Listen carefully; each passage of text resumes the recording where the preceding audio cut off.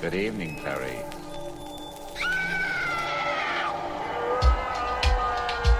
I own a motel not too far from you, and you'd be welcome to spend the night in one of the empty rooms if you'd like. It burns! Oh, it burns! And I'm the devil.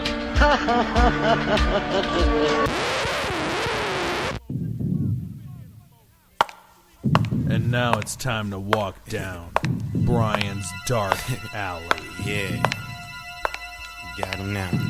Hey everybody, thanks for tuning in. This is going to be one humdinger of a show. I've got on the line on our newsmaker hotline from Los Angeles, California, one of the young lions of the, I guess you'd say the horror, the dark cinema community.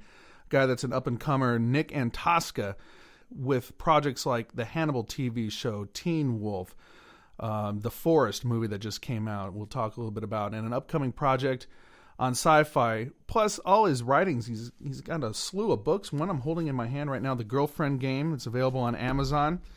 Nick Antosca, how the hell are you?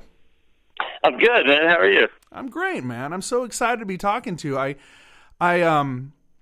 I kept seeing your name pop up on different things, different horror movie websites and things, you know, the trades that I follow and try and gather information on cool, interesting people to talk to. And your name kept popping up, man. And especially around, you know, this time last year when Hannibal Season 3 was coming up. And I'm just really excited to be talking to you. So you're in LA right now? I am, yeah. I'm in LA unless I'm off doing something on location, but mostly we can, you know, write from our houses in our bathrobes. So that's nice.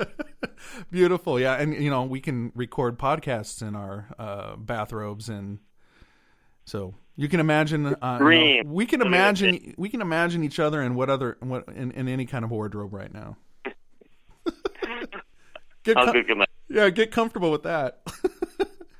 So Nick, man, you've got a lot of books out. You're a writer and everything. Can you kind of step back in time a little bit and tell us a little bit about yourself, like where you grew up and what attracted you to, you know, writing things not necessarily in the horror genre, but I mean in the kind of the dark realms that you kind of occupy. Yeah, I'm from New Orleans originally, and we moved out of there when I was very young. It was the murder capital of the country at the time, and one of my earliest memories is hearing about somebody who'd been decapitated, you know, near the street where I grew up. And we left when I was like 6 or 7, moved to Maryland. I grew up way out in the woods at first, and then in like really normal suburbs. And the whole time I was not allowed to read or watch horror movies or you know, dark stuff. So obviously I became a horror writer. And that's, you know, I feel like that's not that uncommon of a story. Yeah, you forgot to throw in the oppressive religious aspect too. Maybe I'm just kidding. No. I said when I was like 7 or 8 to my dad, you know, what do you think happens when you die? And he said, you go in the dirt. So, yeah. But they also believed that the TV was bad. You know, we didn't have a television until I don't know, probably until I was like 9 or 10, something like that. No, that's true. Actually, we had a black and white television, so I'd watch like Dennis the Menace in black and white. But when I was, you know, 7 or something. But my parents, you know, came around and eventually became very proud of the weird shit that I write. Nice, man. So, how old of a fellow are you?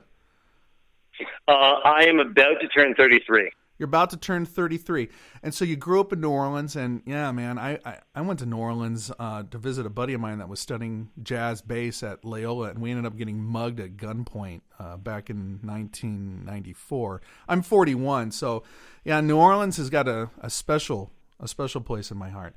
So I haven't been back in since 2006, I think. I went back a year after Katrina. Oh. A friend was shooting a horror movie right outside of the city across Lake Pontchartrain. So I went down with another friend, and we would, be on set at night, and then in the day we go driving around the city, and also sometimes at night. But it was really, it was a ghost town. It was deserted, and I haven't seen the city since then. I hear it's quite lively now. But it was kind of an intense last image of the city. So I keep expecting I'm going to go back and be shooting a show there or something, or working on something there, because everything shoots there. Seems like, but I haven't yet, and I'm sure it's going to happen eventually. So you grew up in New Orleans, and then you moved to Maryland, and were you always, like a writer? Were you always, attracted to writing stories? Yeah. I had another of my early memories is having a picture book open on the floor and like pressing my palms against it to get in. Another one is, and this is all probably like 3 or 4 years old or something, drawing like cartoon books before I could write words. So I would just draw the thought bubbles and have my dad fill in the dialogue, which was always, I saw some of these recently in a like trunk that we had in the attic somewhere, my parents' house back there, and it's all like giant skulls yelling, "Get him!" and stuff like that. So your childhood was not filled with any kind of therapy or anything like that? No, if I pick and choose, I can find some weird shit that went down, but I think it was pretty normal and pretty healthy, and my parents are very supportive and not insane people, so I turned out pretty well. Yeah, I think that's pretty typical of boys that kind of grew up, maybe girls too. I don't know, but boys that kind of grew up, and maybe it's still that way, just kind of knowing that something is a little off and being kind of attracted to it. Because we used to sit around the playground as kids. I remember having conversations with these guys that I don't even see anymore. And we're like 8 or 9, and we're talking about the snippets, the 10 minutes of whatever we caught on HBO the night before. And it was always like the slashers. It was always things like that, or Halloween. And we never saw the whole movie. We just saw parts of it. But man, did we talk about it, and we drew pictures about that. And me and my friend Paul, who's a gourmet chef now, we made movies in the vacant lot across the street with his little with his little camera. So I think that's pretty normal growing up and being attracted to things like that. Well, my first experience with a lot of those things, like the horror franchises or Tales from the Crypt, or really specifically the stuff that would be on HBO, is indirect, actually. It's because I would go to school and hear other kids talking about a Friday the 13th movie or something. Bingo. And I until years and years later. And I've just been watching for fun some of the old Tales from the Crypt episodes, like the original run on HBO, and seeing episodes for the first time, but knowing the stories because I heard them in 3rd grade. Oh, that's crazy. That's crazy. Like remembering some kid tell me this and me being like, that sounds insane. That's awesome. And having no way to see it. That was a great show. Tales from the Crypt. And I remember I haven't watched them since I was a kid, so I have like this, adult perspective on my old childhood memories, and I'm thinking about, I remember one episode in particular, maybe you've seen it lately. It was about the old African-American funeral home director. My friend wrote that. I'm pretty sure Don Mancini wrote that, or co-wrote it. No, really? Cool. Let me let me see. Do you remember what that's called? It's like lessons learned or justice served or something like that. I don't know, but it was about the old American. It was old African American funeral home director, and like he didn't have much money to run his shop properly, and so like I remember a tall basketball kid came in, and he obviously didn't fit in the coffin, and so he had to like cut the legs off the body to make him fit in the coffin. It's called fitting punishment. Fitting, yeah, there you go. Right on. I believe that's the one that you're talking about.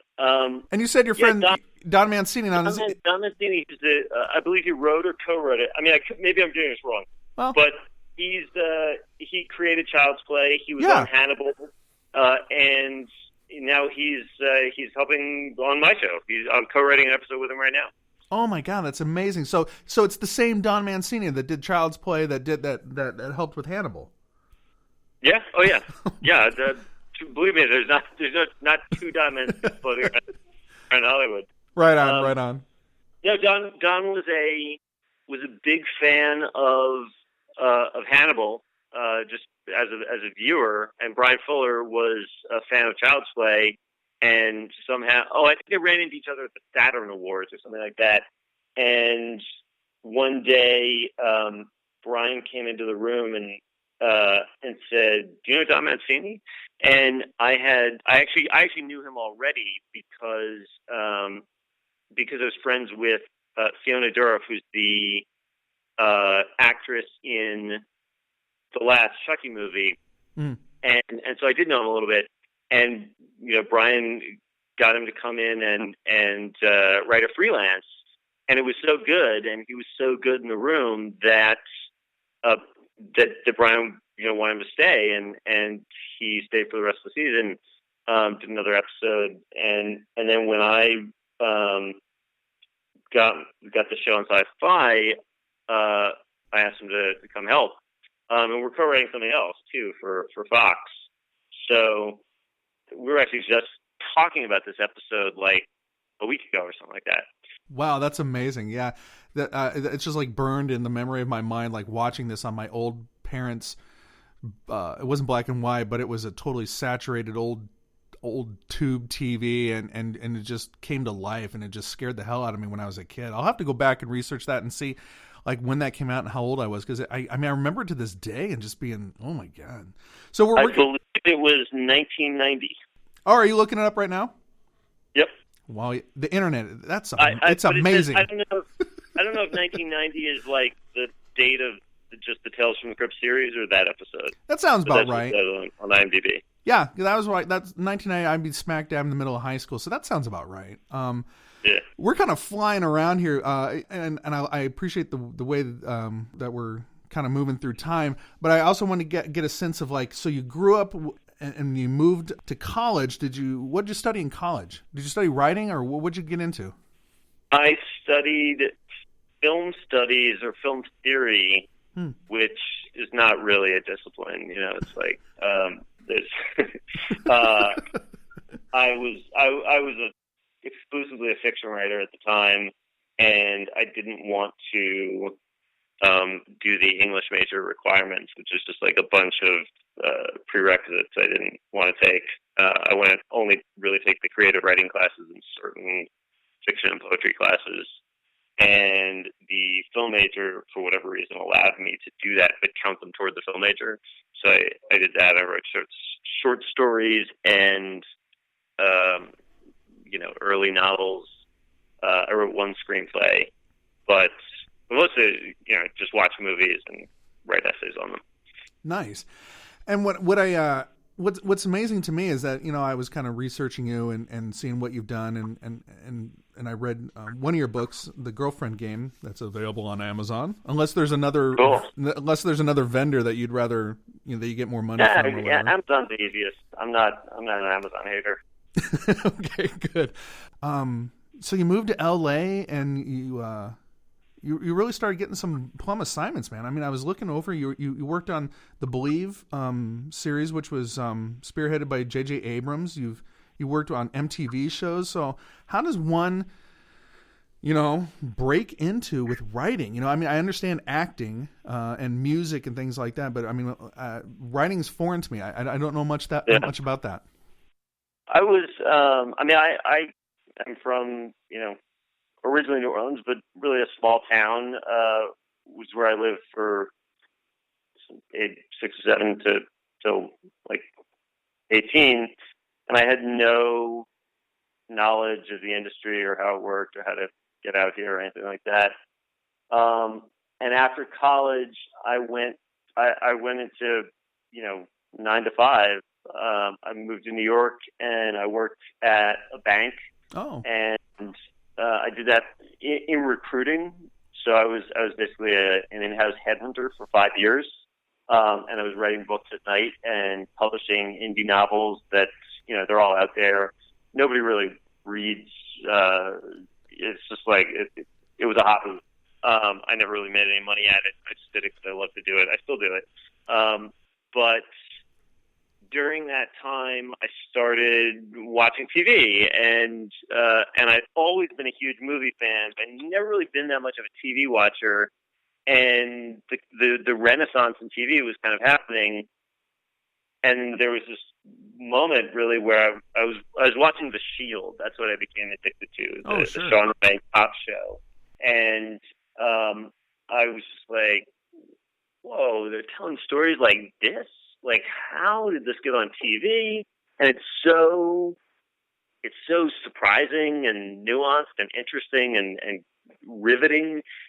And it goes on for years and years and maintains this incredible standard of quality. Like, how do you get those jobs? And you could see that it was a writer-driven medium. Like I always sort of like wanted to be a screenwriter vaguely, but also known that, you get kicked around and you're on assignment and they tell you what to write, you write it. It just didn't seem like it was worth throwing everything away to go be a screenwriter. Yeah. No security. But TV seemed like a different thing. And by the way, that stereotype of feature screenwriting is not necessarily true. I've had very, very good experiences as a feature screenwriter, but I'm much more experienced in TV, and that's what I chased after first. That's why I came to LA. That was the moment where it turned. And I started going like, I want to figure out how to do this. I had no idea how, and I had a very good friend who was a novelist who we've been friends for a long time, and we decided to sit down and write a pilot, and it turned out really well. It was a great experience, and then we figured like, well, let's go to LA for a couple months, and not to minimize the time that was spent before that. I mean, we spent a year and a half, 2 years watching and diagramming TV pilots and shows and episodes and figuring out how TV storytelling worked and writing other stuff, other pilots, and just like teaching ourselves really rigorously as best we could. And then we came to LA, and we were referred to TV agents through book agents. So we came to it through fiction writing. And that was a very, very lucky thing because it's really hard to get an agent. Wow. So in some ways, it's easier to come into the business sideways through another field, another creative field. Like, there's a ton of playwrights out here who are now working in TV. Playwrights, really? Playwrights. Oh, playwrights. Okay. All right. Yeah. I mean, much more so than novelists. So the field of working in TV is I don't want to say easier, but I mean, it's more, there's just more work in television. There's absolutely more work in television. There's a lot of competition. I mean, it's very hard to get your first job. There's a lot of luck required, but it's a better life as a writer. It can be a better creative experience, and you're once you're employed as a TV writer, you're working on something that's getting made. The thing about working in features is most of the time you're working on stuff that never gets made. And it's a very different experience to be, writing the fifth draft of something that's going to go through 12 more drafts and then go on a shelf in the movies than it is to be writing an episode of TV that will be on the air in a couple months. And you can see your work there. And that's exciting. We've talked about that a lot on our show about the renaissance of TV, not just horror TV, but TV in general. I mean, if you go back just even a little bit in recent history with The Sopranos and the things that HBO was doing with like 6 Feet Under, which I think is a fantastic show, and then episodic TV. Come on, Breaking Bad, Fargo, all these shows that are with The Walking Dead, all these shows that are on Mad Men, all these shows that are coming out, even up until the last portion of Dexter. I was seeing things on television that I wasn't seeing before. I mean, just it's a golden age of television, and I was thinking when you were talking, it kind of mirrors a little bit of like your rise through Hollywood is kind of like a band that practices and studies and makes a demo, then maybe hooks up with a club, and then maybe hooks up with an A&R representative, and then they get the attention of a producer to produce a record or something like that. Like trying to get like the old school way of getting signed or whatnot. Getting work. It's a lot like that. Very much so. I mean, you write a sample. Mm-hmm. You write probably a lot of samples, and then you try and get management representation, and then you try and get, hopefully very good ones who are relentless, and they try and get you meetings, and then you go on meetings, and it's just it's a lot of personality stuff. It's a lot of good luck and good timing, and of course it's good writing also. That's the first thing, but everybody says you get yourself your first job. Your agent doesn't really do it, and you do it by really rigorously improving yourself as a writer, and always focusing on it, and also kind of getting out and sort of understanding the TV landscape and who's making what and who needs writers, and what kinds of writers, and having been on both sides of it, the hiring side and the trying to get hired side, it's tough. When I was hiring for my show, I met a ton of qualified writers, and part of it came down to exactly what I needed in the room and how personalities were going to fit together, and of course who the best writers were, the best sample scripts. But it's just like you have to look at it really holistically, and I looking back and thinking about like the jobs that I didn't get, I felt really differently about the experiences having been on the other side and seeing like all the different factors that can go into it. Yeah, I can totally understand that. So let's talk about something that you were a part of. Excuse me. We'll edit that out. Or as Wayne on our show says, warts and all, Brian, warts and all. I have to compliment you. I first really became aware of you watching Hannibal, and I know that there's a lot of creative minds that went into that show, but for you to go in and write, and maybe you can describe just a little bit, because it's really intriguing to me.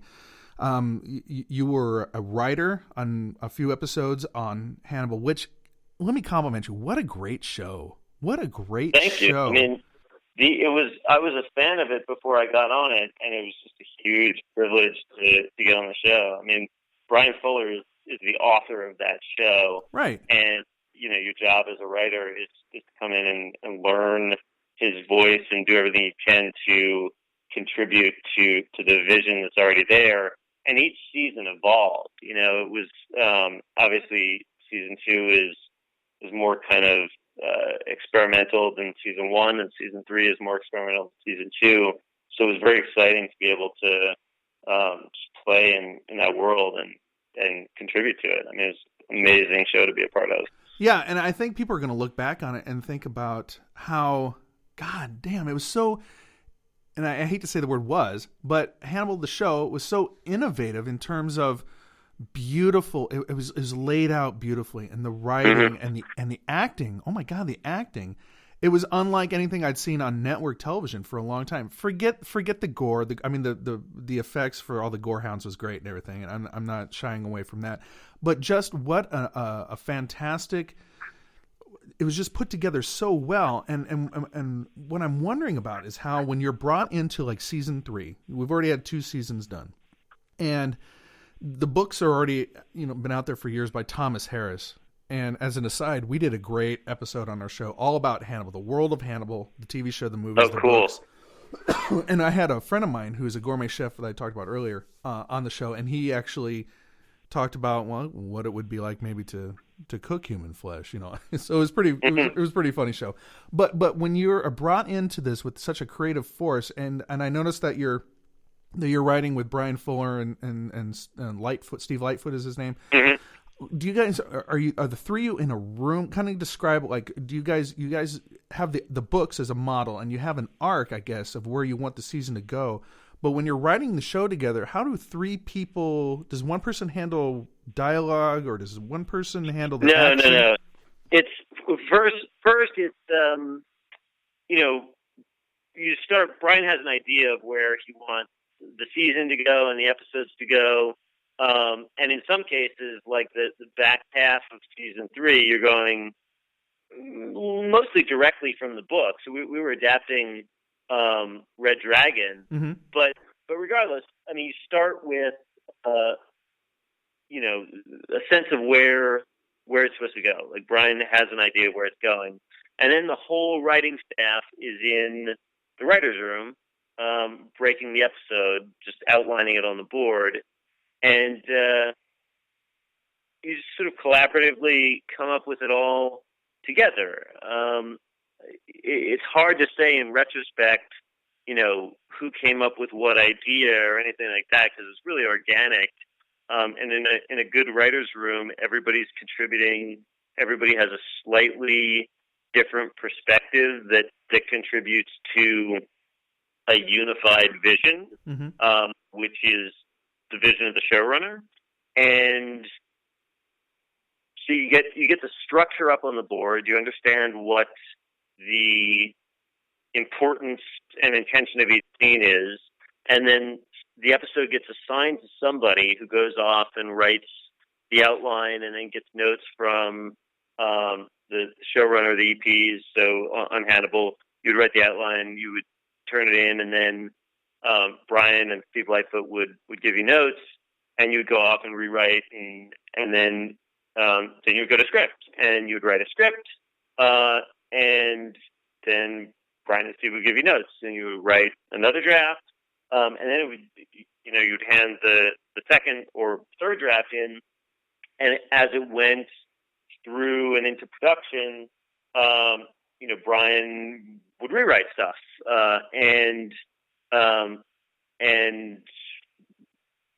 they shoot it. I mean, that's really the process for just about every script. And then in other cases, you're co-writing stuff. So I co-wrote an episode technically I co-wrote with Steve and Brian every time, but it's different because you'll notice, like, sometimes the names are connected by AND, and sometimes they're connected by an ampersand. Right.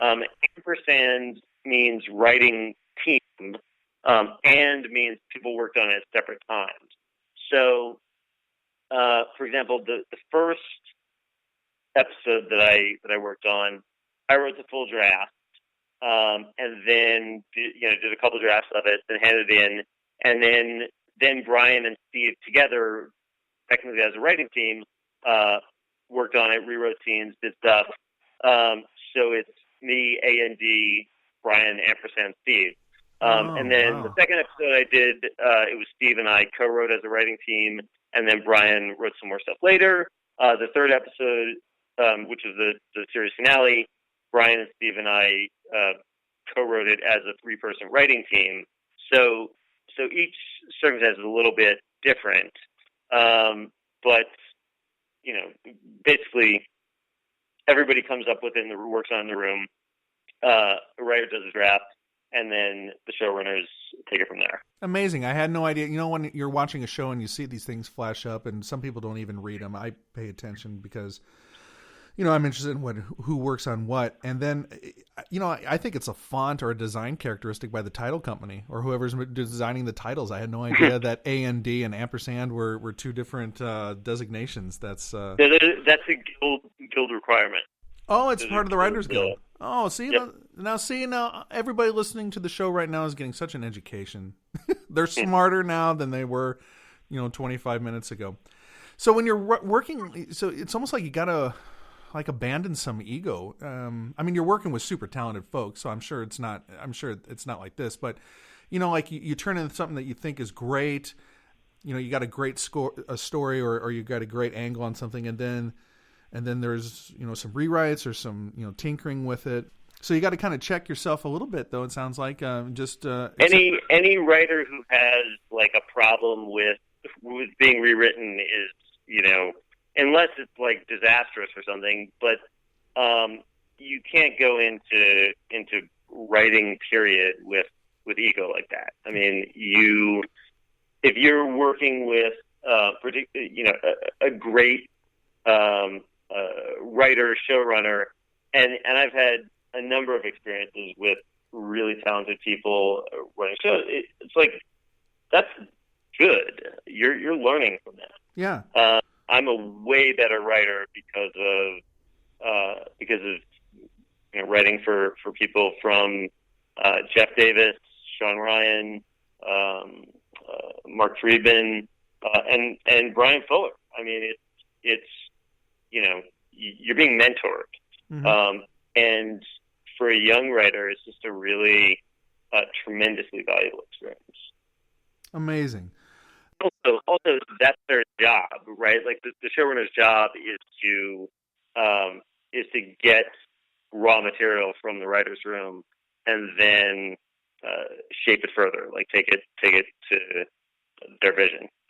Well, I have to compliment you on the chemistry that you guys must have had in the writers' room, because in preparing for this interview, I saw it originally when it aired, but I went back and watched the season finale or I guess the series finale or season finale, however you want to say it, of Hannibal, and watched it, and your name's in the credits. So I don't know what you did, and I got an idea that you guys all work collaboratively, but what a fantastic hour of television that was. And again, for that to air on network television, yeah. I don't remember.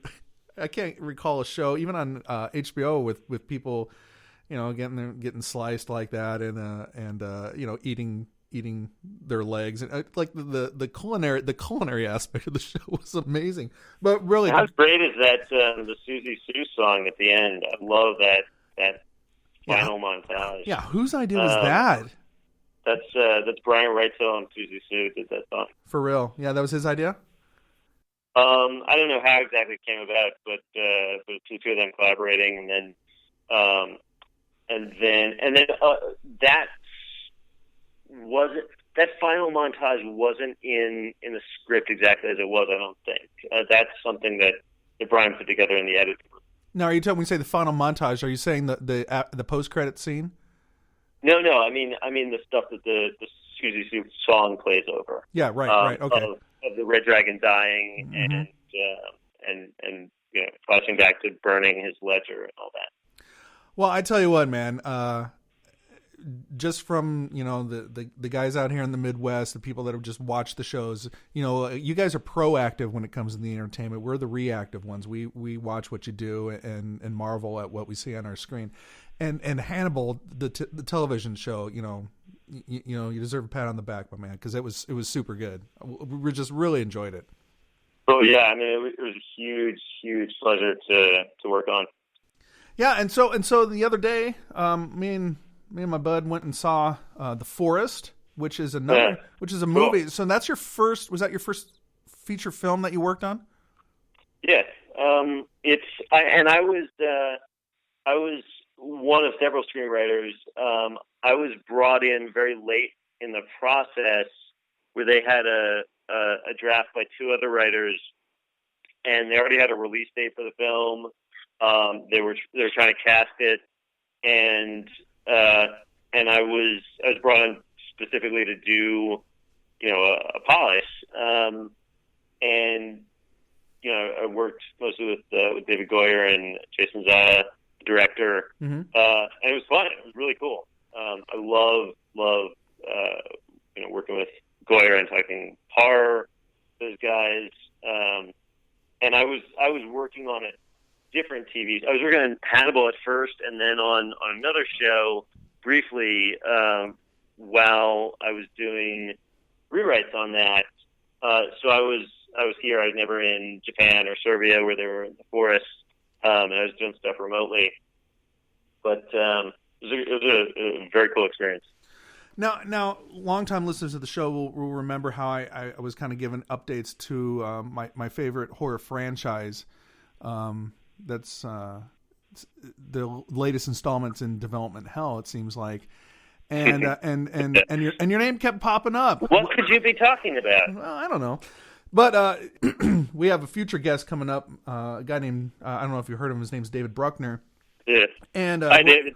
We're going to be talking about his movie that's coming out, Southbound, and great, by the way.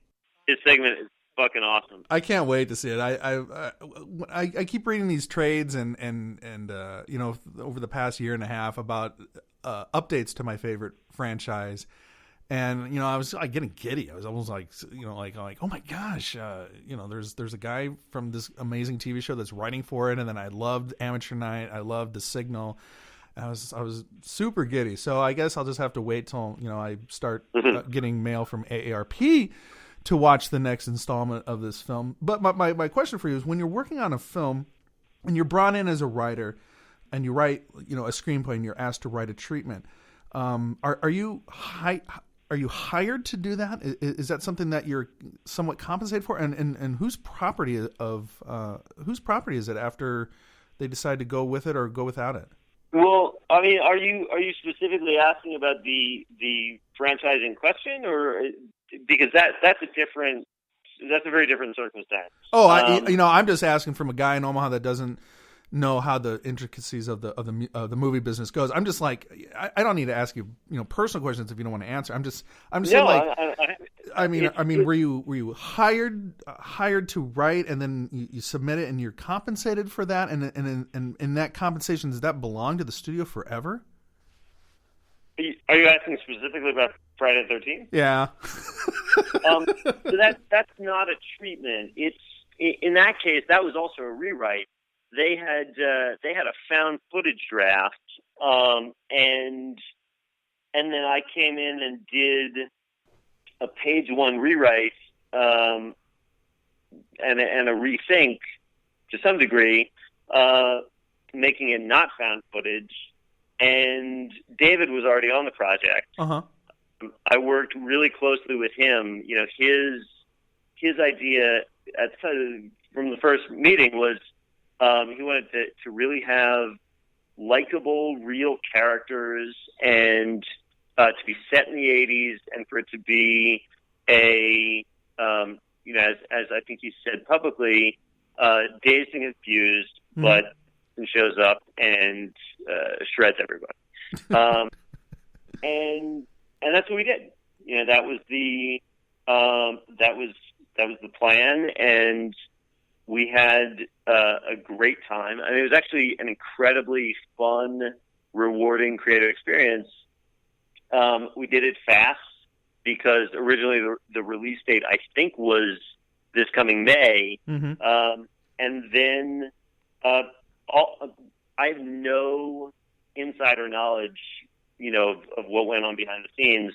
But like, I did the draft I was hired to do, and the process was, like, I read the found footage draft, and then I went and pitched a new version, and I was hired. I was paid. I, fulfilled my contract and handed it in. And then a while later, I heard that they decided not to do it in the 80s and we're doing something else. And by the way, the writer that they hired is a very, very good writer, and I'm excited to see it. I'm bummed that they didn't use the draft, but it was a very good experience. I'm more bummed that David is not on the project now than I am that I'm not, because I was really, really excited to see what he was going to do. Yeah, I think he's real talented, and I'm really looking forward to Southbound and talking with him.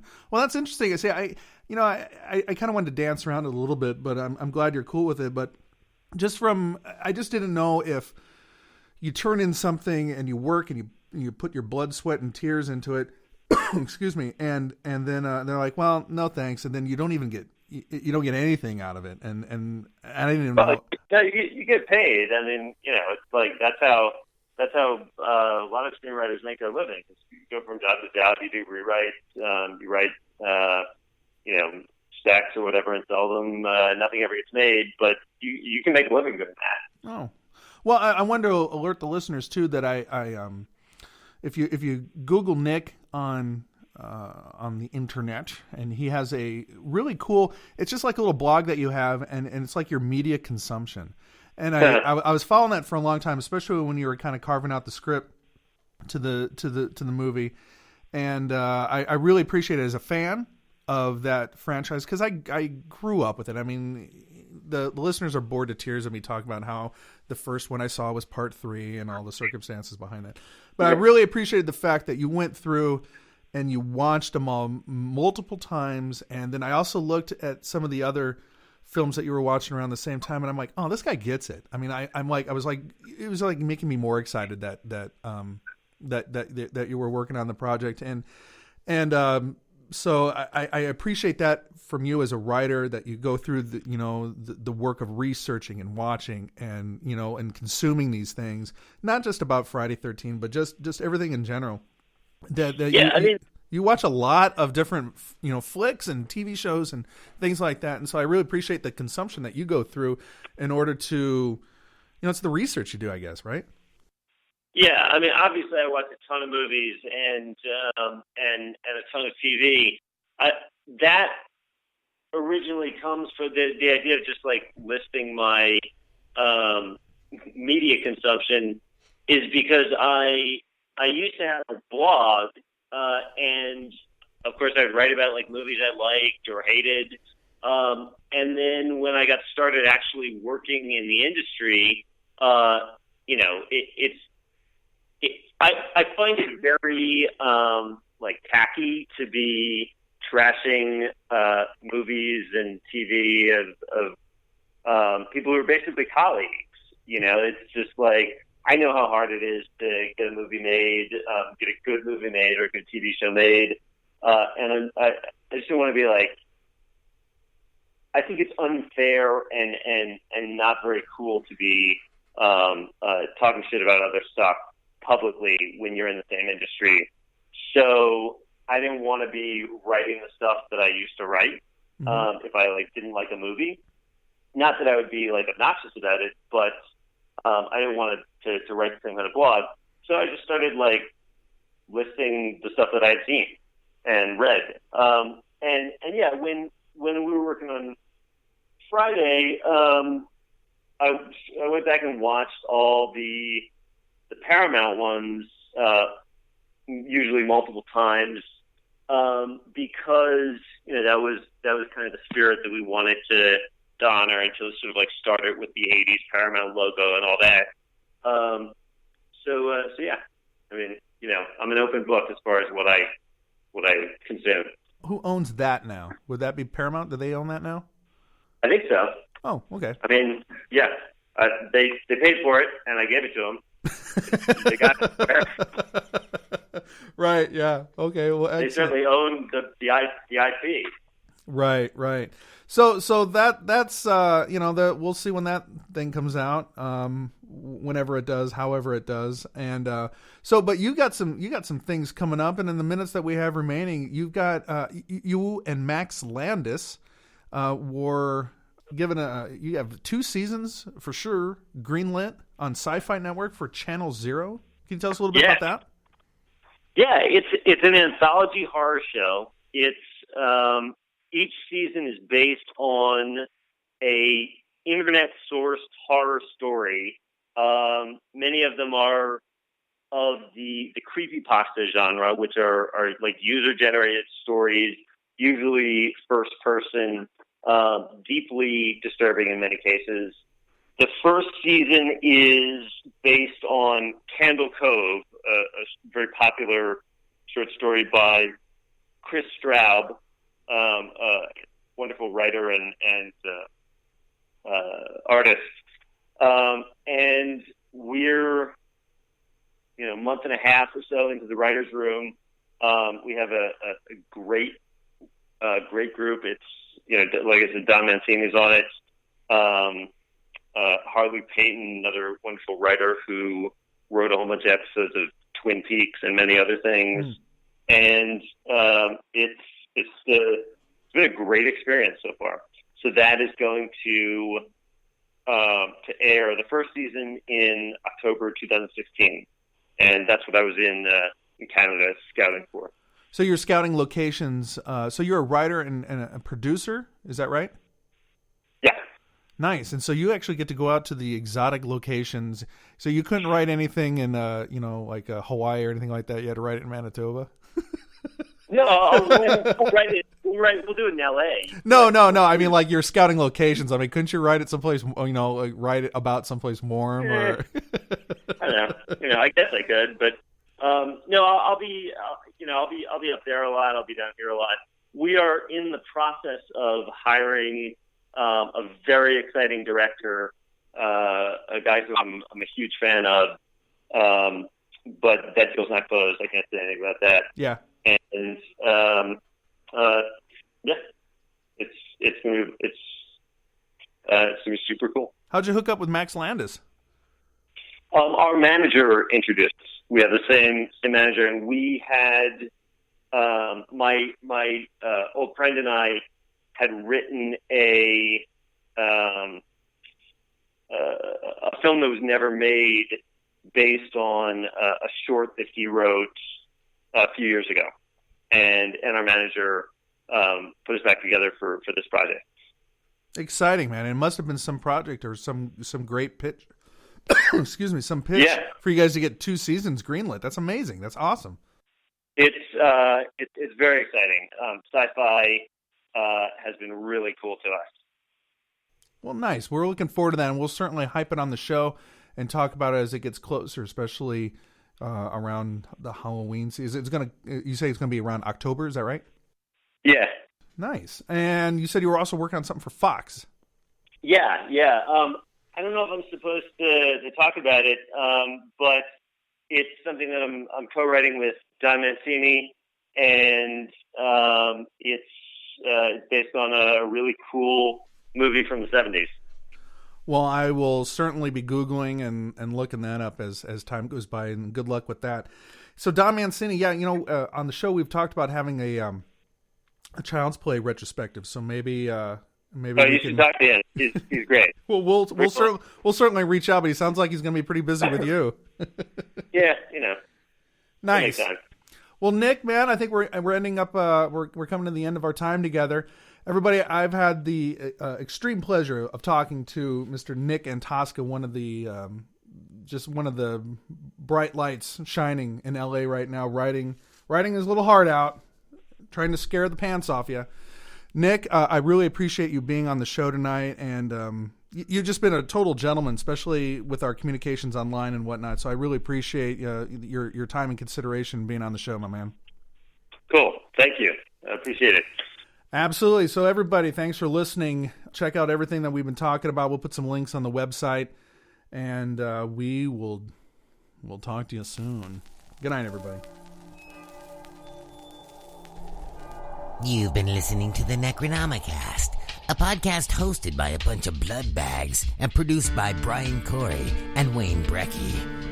For show notes and other interesting information, go to the show page at necronomicast.com. And until next time, find find something better to do with your time.